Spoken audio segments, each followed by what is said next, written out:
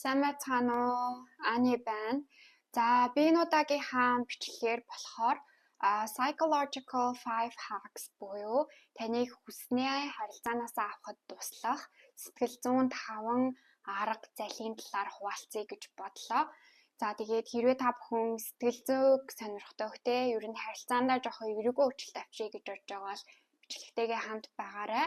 За, тэгээд бичлэгээ эхлэхээсээ өмнө ямар ч байсан энэ бичлэг маань те хүмүүсийг манипуляцтаад хүссэн зүйлээ аваад арга зайлаар ингээд харилцаагаа өөрчлөнө гэсэн утгатай ийм мессежтэй бичлэг биш шүү. Зүгээр өөрийнхөө харилцаандаа хэрэглэх ийм 5 ийм арга барилыг хэрэглэснээр таны одоо амьдралд гарч болох эерэг өөрчлөлтүүдийн талаар л ярилцах байгаа гэсэн үг. За тэгээд олон зүйл нушалгүйгээр 5 хагсаа хуваалцъя гэж бодлоо. За хамгийн түрүүнд харилцаандаа тэ өдөр тутамдаа ашиглаж болох psychological hack юу вэ гэхээр pause авч сурах гэсэн ийм ойлголт байгаа. За харилцаан дунд одоо ингээд харилцаа ярилцж байгаа үед яг ямар хүмүүстэй яг ямар учраас pause авдаг вэ гэхээр хөвчлэн өөрийнхөө одоо ярьж байгаа зүйлд тухтай өөрийгөө ярьж байгаа зүйлийг мэдж байгаа иймэрхүү хүмүүс харилцаа одоо хийж байгаа тохиолдолд харилцаа ярилцж байгаа тохиолдолд пауз авахаас ерөөсөө айдаггүй төр зогсол хийхээс айдаггүй ийм төрлийн хүмүүс байдаг. За энэ нь болохоор эргээгээд танд одоо ямар ашиг тусыг өгөх вэ гэхээр хэрвээ та ямар нэгэн зүйлийг одоо тэ илүү анхааралд авах тэ point хийхийг хүсэж байгаа бол яг тэр зүйлийг хэлэхээсээ өмнө төр зогсолт аваад тэгээд яриагаа үргэлжлүүлэх нь хүмүүсийн анхаарлыг эргүүгээд тань руу татахад айгүй тустай байдаг. За энэ нь болохоор таныг сонсож байгаа хүмүүст яг ямар мэдрэмжийг өгдөг вэ гэхээр энэ хүн энэ орчинд тухтай өөрийнхөө ярьж байгаа зүйлийг мэдж байгаа учраас ингээд ярьж байгаа дундаа тий пауз авахаас айдаггүй юм байна. Яарч ярьдаггүй юм байна гэсэн ойлголтыг бол төрүүлдэг. Тэгээд амьдрал дээр зүгээр миний харж ирснээр болохоор ер нь ийм албан тушаал өндөртэй хүмүүстэй дарах ч юм уу, менежер ч юм уу тий ялангуяа ажил дээр харцаахад тийм хүмүүс яриандаа пауз авахаас ерөөсөө санаа зовдоггүй, айдаггүй, хурдан ярьдаггүй. Хэрвээ бас нэг анзаарч исэн зүйл юу вэ гэхээр хэрвээ тэр хүн өөрийнхөө ярьж байгаа зүйлээ 100% мэдж байгаа бол сандрал байдаггүй. Тэгэхээр ингээ юмыг нэг дор гэж яриад дуусгах шаардлага ерөөсөө байдаггүй. Өөрийнхөө цагийг ингээ сайхан аваад тайлбарлаад юмыг ийм байгаа шүү, тийм байгаа шүү гэж хэлээ. Дунд нь ингээ бодоод ингээд те зүр зогсоод ярихад бол хүмүүс тэр хүний яриаг ерөөсөө тасалдаггүй. Тэгэхээр энэ нь тэр хүнийг тэр өрөөнд те тэр байгаа орчиндөө маш тухтай өөрийнхөөрөө байгааг илтгэжийдэг гэсэн үг. Тэгэхээр таны хин нэгэн айгу удаан ярьж ийн ямар нуршуу юм бэ? Жохон хурдан ярилтаа гэд ингэжээвэл бас нэг нэг сүрдээ те ингээд бодоод ах шаардлага байхгүй. Өөрийнхөөрөө тухтай хэлхий гэсэн юм хэлээд гол нь өөрийнхөө мессежийг 100% нөгөө одоо харилцаж байгаа хүндээ ойлгуулад тэгээд пауз авахаас ерөөсөө бити яагаарай гэж хэлмээр байна. Энэ нь л таныг яриагаа мартсан ч юм уу эсвэл ийм ямар балаа юм би юм ярих чагаад мартчихлаа гэсэн ичмээр юм бэ гэсэн байдалд бол оруулахгүй эсэргээрээ таныг айгу тухтай юмаа мэддэг хүн байна гэсэн ойлголтыг төрүүлдэг юм элэ шүү. Тэгэхээр харилцаа ярилцж байгаа тохиолдолд ерөөсөө пауз авахаас бити яагаарай гэж болцуулмаар байна. За хоёр дахь миний зөвлөгөө юу вэ гэхээр хүнтэй ярилцж байхдаа маш ийм гоё оновчтой асуулт асууж сурах гэсэн ийм psychological hack байгаа. За үүний тулд яг юуг суралцах ёстой юм шиг санагдсан бэ гэхээр айгу анхааралтай хүний яриаг сонсож сурах нь айгу чухал юм шиг санагдсан.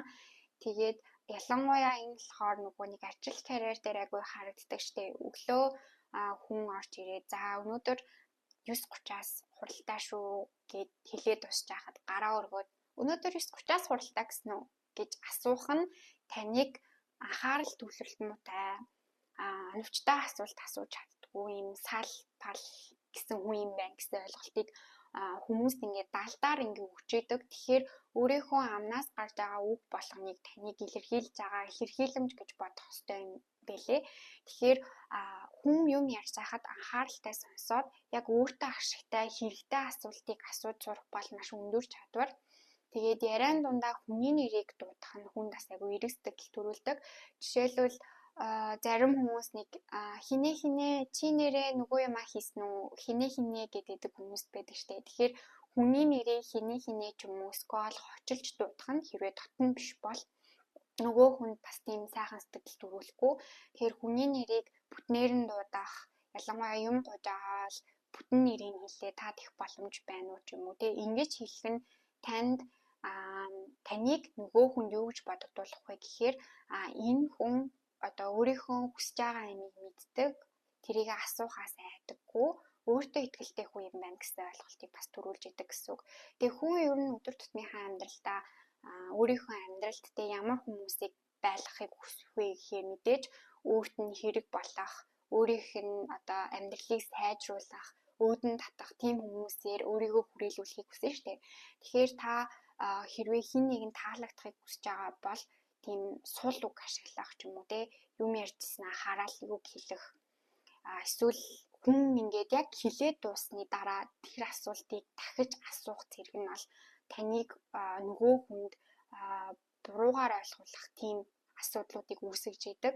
Тэгэхээр асуулт асууж байгаа бол маш сайн бодож цэгцтэй асуух хэрэгтэй.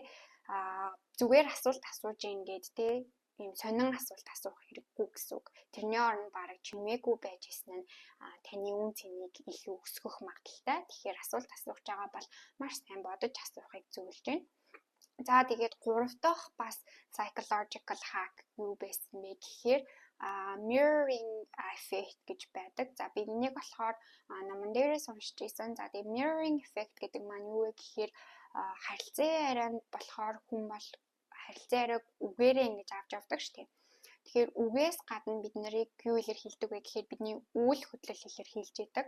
Тэгэхээр өөрийнхөө үйл хөдлөлөөр нөгөө хүний үйл хөдлөлийг дуурайх, яг төлөнд харж байгаа юм шиг дуурайхаар нөгөө хүнд бас тата мэдрэмжийг төрүүлж идэг. Тэгэхээр үүн дээр юу вэ гэхээр зарим хүмүүс ингээд үсээ ярьж байхдаа ингэдэг ч юм уу те эсвэл ингээд чихээ оролддог, эсвэл ингээд гараа хөдөлгөөж ярьдаг иймэрхүү хүмүүс байдаг.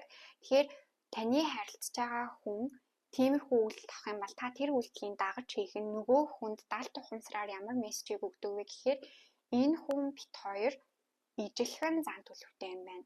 Ижилхэн одоо үг үйлдэлийн юм хэв маягтай юм байна. Тэгэхээр бит хоёр ер нь хоорондоо ижилхэн байж магадгүй гэсэн юм далд сэтгэлийг төрүүлж идэг. Тэгэхээр хүн хувийн амьдралдаа ерөнхийдөө өөртөөгөө ижилхэн төрлийн те өөртөөгөө ойролцоо төрлийн хүмүүсийг таалах магадлал өндөртэй байдаг учраас хэрвээ та хин нэгэн таалагдахыг хүсвэл хин нэгэнд эрэг сэтгэл төрүүлэхийг хүсч ивэл тэр хүний далд үйлдэлүүдийг те өвгөн бус үйлдэлүүдийг дуурайж хийх нь тойшиг дуурайж хийх нь нөгөө хүнд сайхан сэтгэл төрүүлж идэг.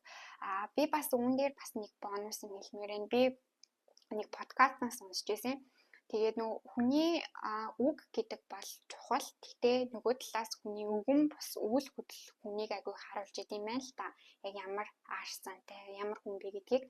Тэгээд хэрвээ та хүнтэй юм ярихдаа гараа анх хүнтэй танилцаад юм ярьж байхдаа гараа нуудаг бол энэ үйлдэлийг бол ялангуяа анхны одоо ингээд уулзж байгаа өдөр бол хийх ёсгүй байт юм байлээ шүү. Яагаад тэгэхээр гараа нууж ийна гэдэг маань хоноо нэг зэвсэг нуусан ч юм уу те ямар нэгэн байдлаар өөрийгөө далж байгааг илэрхийлдэг. Хармаандаа их бас ижилхэн. Тэгэхээр хүнтэй анх уулзж байгаа, мэдлж байгаа бол ингэж гараа даллаж мэдлэх те гараа ил гаргах нь таныг нээлттэй одоо нуусан хаасан зүйл байхгүй гэдгийг илэрхийлж идэг үйлдэлийн нөгөө өвгөн бус үйлдэлийн хувьд.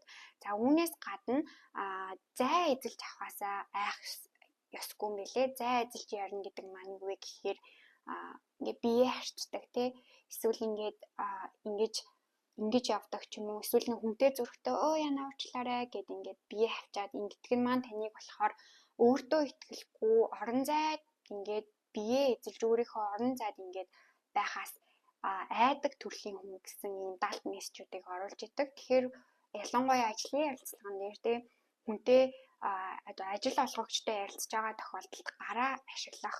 Тэгээд энэ биеийн хэсэг болон энэ цувны хэсэг байгаа штэ энэ хоёр дахь зайг хэсгэх нь таныг одоо ингээд орон зайд тэлж хүнтэй ингэж харилцахаас айдаггүй өөртөө ихтэй төрлийн хүн юм байна гэсэн даал мессежүүдийг өгч идэм байлээ шүү. Тэгэхээр хэрвээ одоо ингээд ярилцлаганд орох гэж байгаа ч юм уу эсвэл хүнтэй анх танилцж байгаа бол нэг тэгэж хавчгнаа ч юм уу тий ингээд гар хөлөө халаасандаа хийгээд авах шаардлагагүй.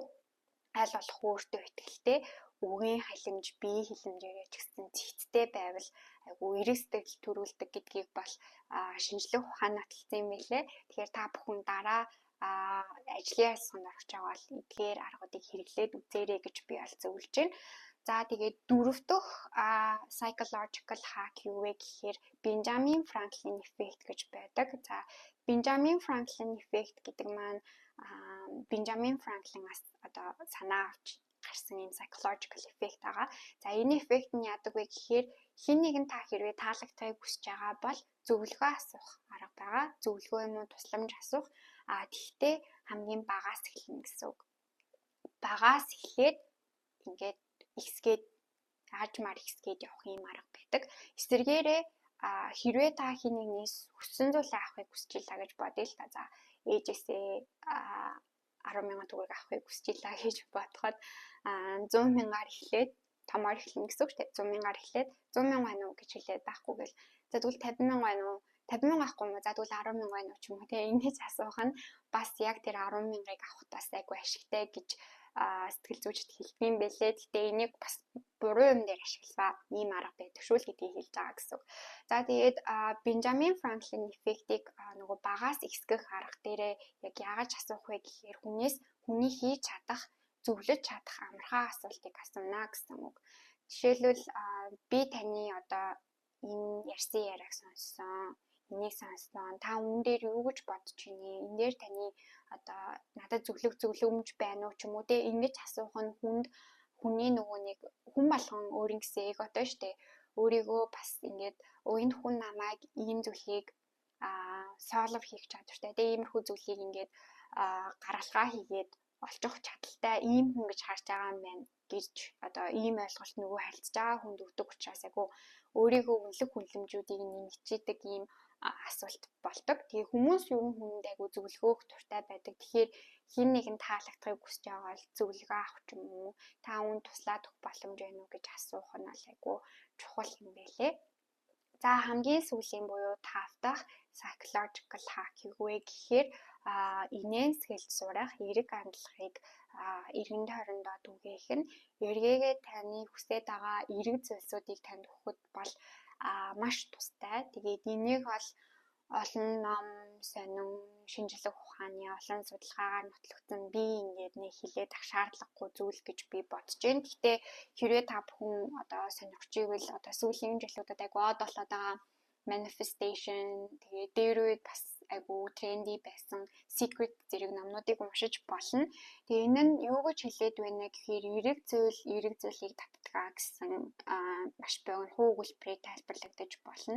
Тэгэхээр та айгу гоё инээмсэглдэг дээ ингээд хүнтэй харилцаж байхдаа айгу гоё эерэг хандлагыг түгээдэг бол эргүүлээд эрчин тойрноосоо эерэг зүйлсээ л авна гэсэн үг.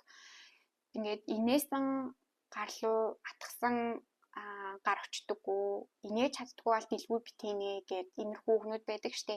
Энэ нь ямар нэгэн байдлаар шинжлэх ухааны одоо юм холбогдолтой юу гэхээр нэг ийм судалгаа байт юм лээ. Өглөө хүн ингээд гэрээсээ гараад ажил явах замдаа зөвхөн улаан өнгийн машин хараа явах юм бол тэр хүн бусад өнгийн цэнхэр цагаан ногоон өнгийн машинуудыг ерөөсө харахгүй зөвхөн ийм лазер фокусаар улаан өнгийн машиндаа л төвлөрөөд явдаг. Тэгэхээр энэ нь юу хэлж байна гэхээр эргээгээ тэр хүнд улаан өнгийн машин хотод айгүй их энэ нейберхүүдэд айгүй их байгаад байгаа юм байна гэсэн ийм ойлголтуудыг төрүүлж идэг. Тэгэхээр энэ нь энгийн амьдрал дээр хэрвээ бид нэр өдөр тутамдаа болж байгаа эерэг зүйлсүүдэд төвлөрөөд эерэг байна, миний амьдрал болж байна, миний амьдрал гоё юм, би ийм зүйлийг хийж амжуулж чадлаа гэд эерэг зүйлс дээрээ төвлөрөх юм бол эргээгээд энэ энерги нь танд эерэг зүйлсүүдийг авчирдаг гэсэн ойлголтоо. Эсвэргээрээ амьдралдаа болохгүй байгаа ийм нэг жижигхэн ийм сөрөг зүйлийг ингээд томруулдаг шилээр томруулж байгаа юм шиг амар том болгоод стресстэд явах юм бол тэр нас эргээгээ тань ийм сөрөг ойлголттой, сөрөг ийм ойлголт, сөрөг ийм бодол, сөрөг амьдралыг авчирдаг. Тэгэхээр амьдралдаа өдөр тутамдаа эерэг зүйлсийг бодож, инээмсэглэж орчин тойрондоо гоё энергийг түгээж явж байгаарай гэж бол зөвлөнө. Дээрээс нь энэ арга бол айгүй үр дүнтэй гэдгийг бол би сүүлийн үедэд айгүй их мэдэрч байгаа. Тэгээд орчин тойронд гэсэн айгүй гоё эрэг хүмүүс байдаг штеп. Тийм хүмүүсийг харахаар би ч гэсэн ер нь энэ хүн шиг ийм гоё эрэг бодолтой байх хэрэгтэй юм байна. Тэгээд тийм хүмүүст айгүй олон гоё аттай зүйлсүүд тохиолж идэг. Тэгэхээр тийм аттай өөрийгөө оттой гэж бодох нь бас айгүй чухал юм байлээ шүү. За тэгээд хамгийн сүүлд нь нэг bonus psychological hack хэлье гэж бодлоо. За тэрний үе гэхээр хүнд хэрэгтэй үед нь оновчтой магтаалын үг хэлэх нь таны хүсэндээ тэр хүсээд байгаа нөгөө хүнээсээ хүсээд байгаа тэр зан үйлдэлүүдийг авахд маш их тустай ийм арга байгаа. Тэгэхээр магтаал гэдэг маань юу вэ гэхээр зүгээр хоосон магтаал бас биш. Хүн болгонд магтаал өөр. Зарим хүмүүс хүнээс гоо сайхны ч юм уу те өө чи ямар гоё хувц өмссөн юм бэ чи хөөрхөн харагдаж шүү гэдэг магтаал чухал байхад зарим нэгэн хүмүүс те хүний үйлдэлийн магтаал айгүй хүнд сэтгэлд нь орж очдог. Тэгэхээр хувь хүний зан чанарын онцлогийг хараад тэгээ тухайн хүн яг зөв үйлдэл хийсэн бол яг тэр үед нь оновчтой магтаалыг хэлэх нь тэр хүнд таны талаарх эерэг сэтгэлийг бол нэмэгдүүлэхэд бол маш чухал үр нөлөөтэй. Тэгээ би үүнийг юун дээр харсан бэ гэхээр хүүхдүүд дээр айгүй их хардаг. Би хүүхдтэй ажилладаг. Тэгээ хүүхэд ингээд зөв юм хийхэд нь яг гоё тэр үед нь олоод магтчих юм бол тэр хүүхэд түр зүйлийг дахиад хийх магадлал нь улам өсөж идэг. Энийг болохоор positive reinforcement гэж нэрлэдэг. Тэгэхээр хүний гаргаж байгаа зан ерөнхийдөө хөвчлэн сүрэг болон эрэг ийм reinforcement-оор явдаг. За тэрний үе гэхээр ийм өдөөхлөлтүүд гэсэн үг. Тэгэхээр хэрвээ таны хүүхэд буруу зүйл хийгээд буруу юм хийгээд байх юм бол буруу ингээд зүйлүүдийг өөгшүүлээд тэгээ тэрэнд анхаарлаа өгөх биш болж байгаа зүйл дээр нь зөв магтаал хэлэх ёстой. Жишээлбэл гэргийн даалгавраа ингээд дуусгацсан те гэрээ гой цэвэрлсэн байх юм бол за сайн биш үү гэд өнгөрөх биш. Чи энэ даалгавраа ямар гоё бичээвэ? Ямар гоё ингээд цэгцтэй энэ одоо өгүүлбэрийг энэ зохион бичлэгийг бичээвэ? Энэ гэрээ яг ингээд цэвэрлсэн ч үнэхээр гоё байна. Маш сайн байх шүү ч юм уу те. Ийм одоо ингээд оновчтой юм детальтай юм хүнд магтаал хэлэх нь нөгөө хүнд эргээгээд тэр үйлдэлийг авах магадлалыг нь ирээдүйд улам ихсэгчээдэг. Тэгэхээр хүнээс хүссэн зүйлээ авах те хүнээс өөрийнхөө хүлээж байгаа тэр эрэг хандлагыг авахыг хүсчихвэл хүнд зөв үед нь зөв магтаалыг хэлж сурах хэрэгтэй. Сөрөг зүйлдер бити фокуслаарай гэж бол зөвлөе. Тэгээд дараагийн хаан бичлэгээр би номны талаар ярихаар бол бэлтгэсэн байгаа. Тэгээд энэ удаагийн бичлэг маань бол энд хүрээд өндөрлөж байна. Тэгээд та бүхэн бас өөрийнхөө амьдралдаа харсан ер нь хүмүүс иймэрхүү зүйлсүүд одоо харилцаандаа ч юм уу те хүний сэтгэл зүйд айгүй нөлөөлөд тах шиг санагддаг шүү гэж бодсон зүйл байвал комент хэсэгт сэтгэлээ үлдээгээрэй. Тэгээ гол нь би биндээ сорилттой эрэг хандлагыг түгээгээрэй гэж би бол хүсэж байна. Тэгээ дараагийн хаан бичлэгээр уулзтлаа. Түр баяртай. Тэгээ би номнуудаа уншиж байгаа. Тэгээд номныхон тухай юм гоё тэмдэглэл маркийн бичлэг оруулах болно. Тэгэхээр хүлээж аваарай гэж хэлье. Тэгээ дараагийн хаан бичлэгээр уулзлаа. Түр баяртай.